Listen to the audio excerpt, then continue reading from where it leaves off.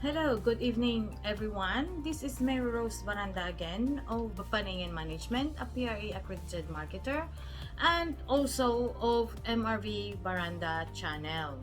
Before I start, I would like to say thank you to all my members who are supporting my channel and the sponsors of my channel.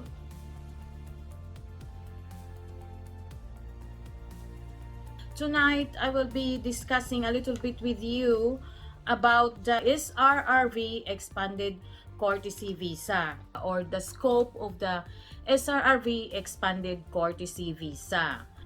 I know that this is not a good time considering the situation with the travel ban in the Philippines, but not many of you really know who are those individuals that would qualify for this program, except those retired military who are the common applicants in PRA. I would just like to mention a couple of the major requirements to qualify for the expanded courtesy visa. You must be over 50 years old and you must have a pension of at least 1,000 US dollars a month or 1,500 US dollars if you are applying with your dependents. So, who qualifies for the SRRV expanded courtesy visa? I have here the list. This is an old list from 2013 actually. So I will be reading from my list because there's quite a number of those people that would qualify for the SRRV expanded courtesy visa. Not all in this list would qualify right away. So there are in the list that you need pre-approval from PRA before you could apply.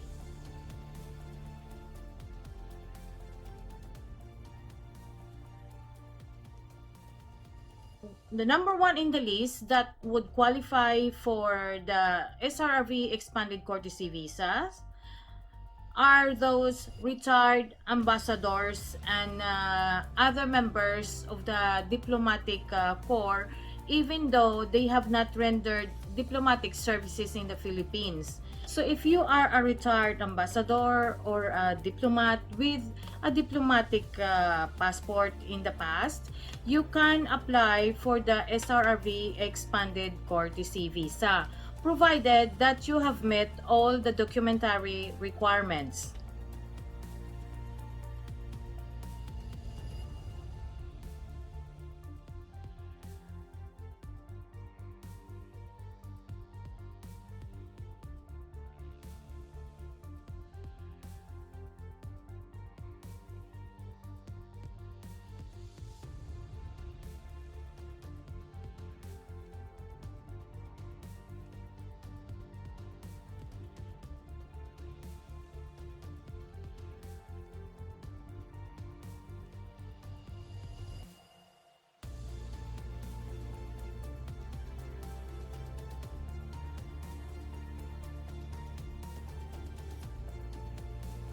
There is a difference though between the expanded courtesy visa and the courtesy visa. The courtesy visa, you do not need to have a pension. You are not required to have a pension for the courtesy visa. However, for the expanded courtesy visa, you need to have a pension of at least 1,000 US dollars a month to qualify for this if you are applying as a single individual, and it will be 1,500 US dollars if you are applying with your family. The next on the list are those people who are retired from the United Nations, the World Health Organization, and the International Monetary Fund. So if you are a retired employee of these three organizations, then you can apply for the SRRV expanded courtesy visa. The third are the honorary consuls who have rendered service in the Philippine diplomatic post. The next one are the recipients of a number of prestigious awards. So if you have gotten one of these awards, you will qualify for the SRRV expanded courtesy visa. And those are the recipients of Nobel Prize, Ramon Magsaysay, and other prestigious awards including Oscars, Emmys, and various Hall of Fames. So if you have gotten those awards, then you would qualify for the PRA SRV Expanded Courtesy Visa. I'm going to mention 3 in the list, and I would like to say that this is not like the retired military or the retired ambassadors or the previous qualified individuals that I mentioned, because these 3 you need to have pre-approval from PRA. So it means that with your document, you have to send that to PRA if you would qualify for the expanded courtesy visa. So those are the scientists, the physicists, and the top rated engineers. And then the professors from universities in the US, Europe, Australia, Canada, and Japan. And the high achievers in sports, arts, and businesses. In my experience, this qualification needs to be approved by PRA first. The next are the very common applicants in PRA are the retired military from countries like the US, Australia, United Kingdom, and now Canada.